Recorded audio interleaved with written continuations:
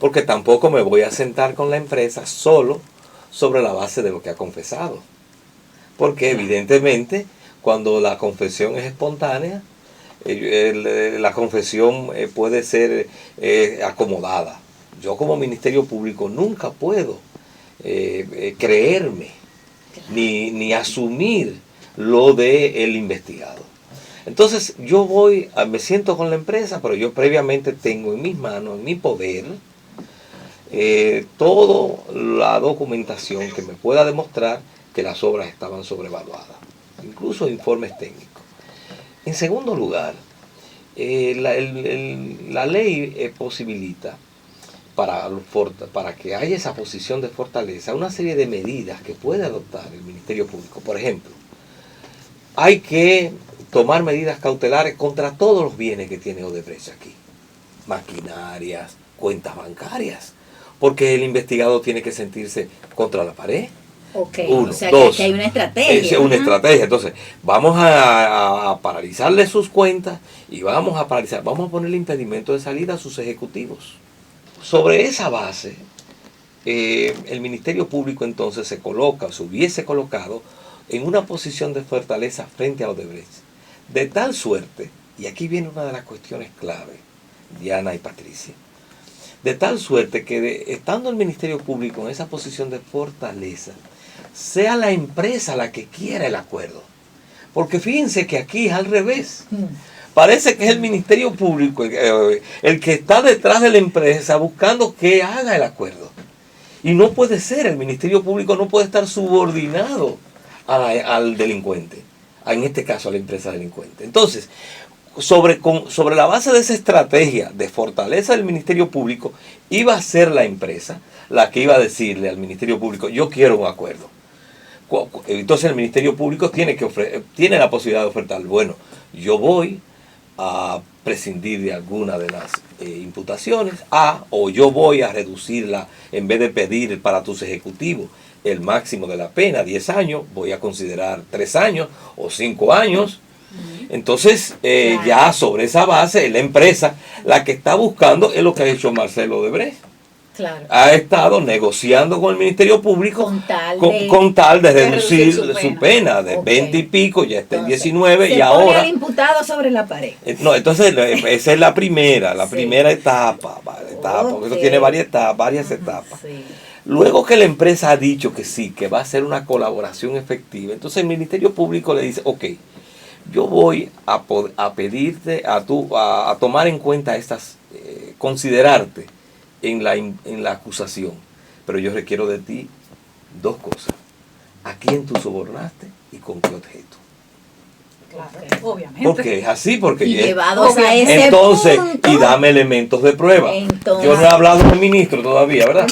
Yo estoy con la empresa, entonces ya yo estoy, Ministerio Público, en una posición de fortaleza. La empresa, con tal de que yo no le pida el máximo de castigo a los ejecutivos, entonces me dice los nombres, me da datos, me da documentos, me da pruebas, me da cuentas bancarias de los ministros. Y fíjense bien, no solamente de los montos de los sobornos, sino con qué objeto. Porque aquí hay sobornos para 2 objetivos. Aquí hubo sobornos para obtener concesión de obra. Aquí hubo sobornos para modificar la Constitución a legisladores. Aquí hubo sobornos a legisladores para aprobar préstamos. Aquí hubo sobornos también para financiar campaña o dinero para campaña.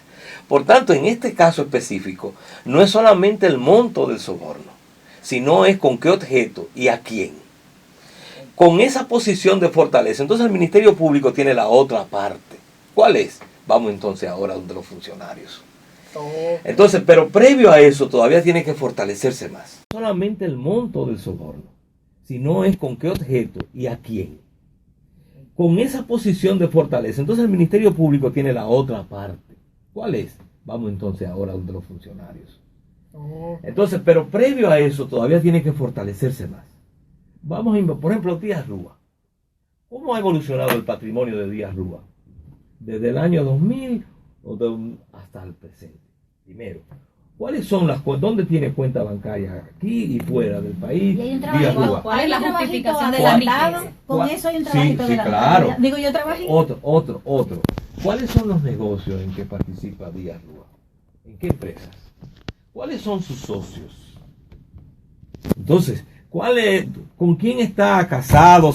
¿Dónde vive? Es decir, cuando el Ministerio Público va a interrogar a un potencial imputado, tiene que tener volvemos a lo mismo, una posición de fortaleza, porque si no, el Ministerio Público está expuesto a simplemente transcribir lo que él diga. Sí. La única posibilidad de que eso no sea así es decirle, cada vez que él diga algo, pero yo tengo la prueba contraria. ¿Y cómo usted justifica eso? Pero y yo tengo aquí el testimonio de la empresa que dice que mire, en esta cuenta se le depositó tanto. Pero vamos, entonces, ¿qué resulta? La realidad hoy. Entonces, ¿qué resulta? Sí. ¿Qué resulta? Que cuando Díaz Rúa se ve así, ¿qué va a buscar Díaz Rúa? Yo quiero un acuerdo. También.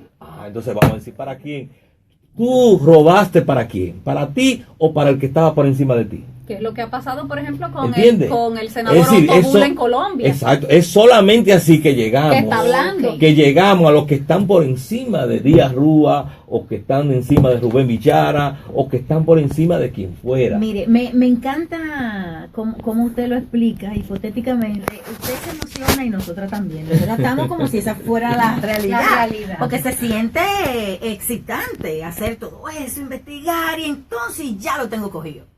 Pero como eso no es lo que hemos visto en estos 3 meses, ya usted dijo cómo sería la estrategia de una investigación seria. Y entonces lo que estamos viendo, ¿es una estrategia para qué? No, para un acuerdo de impunidad. ¿Qué es lo que está haciendo el procurador? Está haciendo lo siguiente. En primer lugar, quiere quedarse en la información inevitable. ¿Cuál es la información ya inevitable, la que ha salido? Lo que se pagaron 92 millones, entonces está pidiendo el duplo. Por eso no habla de las sobrevaluaciones. ¿Por qué? Él no quiere incluir a los ejecutivos de Odebrecht. No se plantea la rescisión de los contratos ni afectar las obras. Y entonces, respecto de los sobornados, solamente va a incluir también los inevitables, lo que aparecen en los papeles de Brasil. No una investigación donde él, como siguiendo un hilo, fue llevando, por ejemplo, en una investigación de este tipo, antes de interrogar al ministro, hay que interrogar al personal técnico. Porque siempre, la investigación siempre va del lado más flaco al lado más fuerte. El último que se investiga es el presidente. En esta investigación hay que investigar al presidente. A los 2 expresidentes y al actual presidente. Esa es mi posición. Entonces, pero ese es el último. Esos son los últimos, porque entre el hueso es más duro de roer, tiene más protección. Usted no puede, el investigador no puede ir con la mano vacía. Entonces, ¿quién es una persona clave en una investigación de este tipo? Los ingenieros que trabajaron. Hay que llamarlos uno por uno. Venga acá. Llamado? No, venga acá, porque esas son las primeras fuentes. Entonces, a ese ingeniero nada más hay que decirle lo siguiente. Es muy simple. Yo tengo esta información de la sobrevaluación. O se lo robó usted o usted se lo robó para alguien. Dígame. Ante esa pregunta, el ingeniero tiene que hacer una de dos cosas. No, yo me lo robé para mí. O se inculpa. Sí. O dice, no, espérate.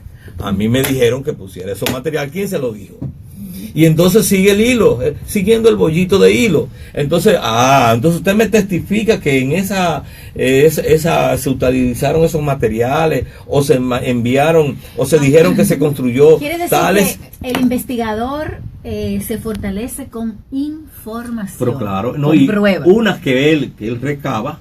Sí. Porque si no está expuesto a tener que transcribir simplemente lo que le diga el investigado. Y otras que van a llegar. Y otras que entonces, cuando el investigado se ve contra la pared, entonces él las aporta. Esos ingenieros que trabajaron en la supervisión de obra, evidentemente hay que llegar donde ellos también, con cuál es su patrimonio, dónde vivía, dónde vive, en qué negocios participa, tener todo. Cuál es su nivel de gasto, qué carro tiene, cuándo lo compró, cuál es su informe de la renta, todo. Desde que aparece entonces, un dinero. Con todo eso, y entonces se hace lo que se llama un estudio de gabinete, un análisis de esa persona. Y con ese estudio se ven las incoherencias en su patrimonio, en su vida. Entonces con eso vamos y nos sentamos con él. Y cuando lo interrogamos, yo le digo lo siguiente: en un interrogatorio así, muchos de los que salen sonriendo hubiesen salido esposados para Najayo. Uy, señores, vamos a hacer una pausa. Cuando regresemos, seguimos conversando con Guillermo Moreno. Pueden llamarnos al 809-565-1077. Salió el fiscal, compadre. Pero déjeme decirle, en este caso particular, se tomó una primera medida muy correcta, que fue declararlo complejo. Porque al declarar complejo un expediente, por las conexiones que tiene, por la multiplicidad de actos, en este caso de soborno, por la amplitud de la investigación, entonces el código contempla que la declaratoria de asunto complejo le amplía los plazos y por tanto le da más oportunidad al Ministerio Público, le refuerza algunas facultades. Una de ellas es que el Ministerio Público puede aplicar en el marco de un asunto complejo el criterio de oportunidad. Y aquí viene un aspecto técnico que tengo que involucrarme en él para explicarme mejor. Y es lo siguiente. El código establece dos momentos el criterio de oportunidad. En un primer momento, cuando se trata de infracciones sin mayor trascendencia, bagatelas, y en alguna medida, o sea, también asuntos en los cuales el código tiene una frase muy, muy interesante, y es donde el infractor ha recibido acá, en el momento de la infracción, un daño en él tan grave que hace inútil la sanción. Imaginémonos que una persona va a asaltar a alguien en la calle, a quitar una cartera, y al momento de hacerlo sale corriendo, se choca con un vehículo y queda parapléjico. Entonces, hubo una infracción, le arrancó una cartera, pero la consecuencia le produjo un daño a él de tal magnitud que hace inútil, o no tiene trascendencia que que el Ministerio Público arme un caso penal por el asalto de esa cartera. Entonces, en ese caso, que es al principio del código, se establece la aplicación del criterio de oportunidad, que no es más que la facultad que le dan al Ministerio Público de poder prescindir de la acción penal, que él está obligado a perseguir toda infracción. Entonces ahí le dan la facultad de prescindir de ella en casos de ese tipo.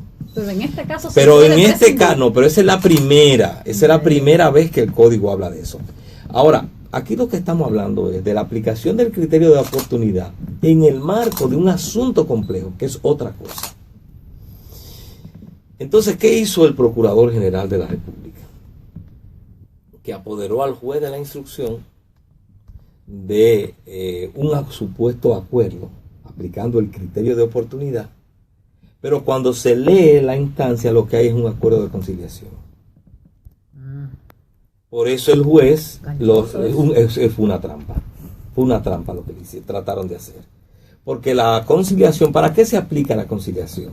También para asuntos sin importancia. Por ejemplo, anteriormente estaba que si yo hacía, imaginemos que a mí me contratan para hacer un trabajo y me lo pagan el trabajo y yo no hago el trabajo, el que me pagó podía llevarme a la fiscal, someterme para que yo le haga el trabajo porque ya él me lo pagó. Entonces ahí el Ministerio Público tiene la facultad de llamar a ambas partes y decirle, mira, tú has hecho, esto se llama trabajo realizado, trabajo pago y no realizado. Yo te voy a dar una oportunidad. Si ustedes se ponen de acuerdo y tú le haces el trabajo, entonces yo no te suelto a la justicia. Se llega a un acuerdo, las partes cumplen y extingue la acción penal. Ahora, eso fue lo que hizo el procurador. Bajo el amparo de este asunto complejo, en un asunto de tal complejidad y de tal magnitud, le introduce al juez un acuerdo que cuando lo leemos nos damos cuenta que es un acuerdo de conciliación, que es para infracciones, de acuerdo al código, que sean castigadas con penas menores de 3 años y que extingue la acción. En la aplicación del acuerdo de oportunidad de los asuntos complejos es para infracciones mayores y no extingue la acción penal. Y solamente otro detalle es que, y ahí es que está también la trampa, para proponer la aplicación del criterio de oportunidad y llegar a un acuerdo en el marco de eso, el Ministerio Público primero tiene que presentar una acusación, que es un acto conclusivo del proceso penal. Y eso quiere decir que ya formalmente el Ministerio Público tiene un caso y acusa. Y en ese caso puede hacer una de dos: o irse por el juicio abreviado o irse por el juicio ordinario. ¿Por qué se puede ir por el juicio abreviado? Porque si tiene un acuerdo. El código contempla la posibilidad que cuando las partes se han puesto de acuerdo sobre los hechos y sobre la pena, entonces lo que hacen es que le llevan al juez ese acuerdo donde se han puesto de acuerdo, insisto, sobre los hechos y sobre las penas, y el juez entonces verifica que las partes están de acuerdo en eso, y entonces que se ha respetado todo el debido proceso, pero etcétera. Tiene que haber una acusación. Pero tiene que haber una acusación. Entonces, en este caso no puede haber un acuerdo de este tipo sin haber una acusación, solamente con una de las partes, porque todavía no ha concluido, porque aquí se da otra complejidad que es importante. O sea, perdón, usted entiende que si se somete, como ha dicho el jurista Eduardo Jorge Prat, por criterio de oportunidad, eso se debe caer otra vez. No, si se hace, para hacerlo, tienen que hacerlo. Presentar acusación y presentar el caso. O sea, ya, la acusación. Y entonces proponerle al juez, si fuera por el juicio abreviado, ese acuerdo. Siempre y cuando se hayan puesto de acuerdo sobre los hechos y sobre la pena. Si no hay un acuerdo así, entonces lo que tienen es sencillamente que llevarlo a un juicio ordinario. No hay las condiciones todavía para presentar ese acuerdo. Lo que están buscando es un acuerdo, que aparezca un juez que le homologue, que le firme, que le acepte un acuerdo con Odebrecht, que no va a ser más que un acuerdo como si fuera de conciliación, para garantizarle a Odebrecht impunidad. ¿Qué es lo que va a decir ese acuerdo? ¿O qué es lo que ellos están pretendiendo? ¿Qué acuerdo que están buscando? Que Odebrecht se limite a pagar el duplo de la multa. Que Odebrecht admite pagar el duplo de la multa. ¿Y qué van a excluir respecto de Odebrecht? Primero, no van a hacer persecución penal ni sometimiento penal a los ejecutivos de Odebrecht. A los que sobornaron. Segundo, no van tampoco en ese acuerdo, por eso es de impunidad, a introducir la sobrevaluación de las obras. Tercero, no van a introducir la rescisión de los contratos, incluyendo el de Punta Catalina. Por eso es que están buscando un acuerdo previo con el juez, que un juez le homologue eso, para entonces presentar ante la opinión pública tenga un acuerdo con Odebrecht. Y parecería que Odebrecht sale del juego. Y luego entonces habrá un sometimiento respecto de los que vamos a llamar los que cogieron el dinero. Los sobornados inevitables. No todos los sobornados, sino los que de manera inevitable van a aparecer en los papeles de Brasil. Y entonces, respecto de eso, es que buscarían el sometimiento. Por tanto, ese procedimiento que se está siguiendo, no se corresponde con la estrategia procesal de una investigación penal de este tipo. Sino que lo que se está buscando, por eso he dicho que de lo que se trata aquí es de un acuerdo de impunidad. Bueno, pues vamos a hacer una pausita y regresamos nuevamente con Guillermo Moreno, 809-565-1077. Ahora sí tomamos... Que debe ser incluido en la investigación. Y he dicho más, que la investigación no está completa si no lo incluye. ¿Por qué he afirmado esto? Porque hay en toda esta trama que ha montado Odebrecht, hay elementos indiciarios, medios de pruebas deducibles que lo salpican, que le llegan a él. Por ejemplo, lo primero es que en todo el esquema que montó Odebrecht en América Latina, en el caso del Perú tenemos 3 expresidentes y el actual presidente. En el caso de Panamá tenemos el expresidente y el actual presidente. En el caso de Colombia hemos visto también el caso de Santos. En el caso de Brasil, el caso de Lula y el caso de Dilma Rousseff. Entonces, En el caso dominicano, en el cual uno de los ejes de operación de Odebrecht era Joao Santana, y que manejaba los fondos de financiación de campaña y también para los sobornos, y que era el asesor de campaña de la campaña del 12 y del 16, que además tenía un despacho en el Palacio Nacional, uno se pregunta, y entonces, ¿por qué aquí el esquema que hemos visto, que se desarrolló en todos los países de América Latina, en el cual Odebrecht garantizaba esas inversiones y esas sobrevaluaciones a través de los jefes de Estado o de los candidatos que tenían posibilidad de convertirse en jefes de Estado, ¿por qué aquí no iba a funcionar?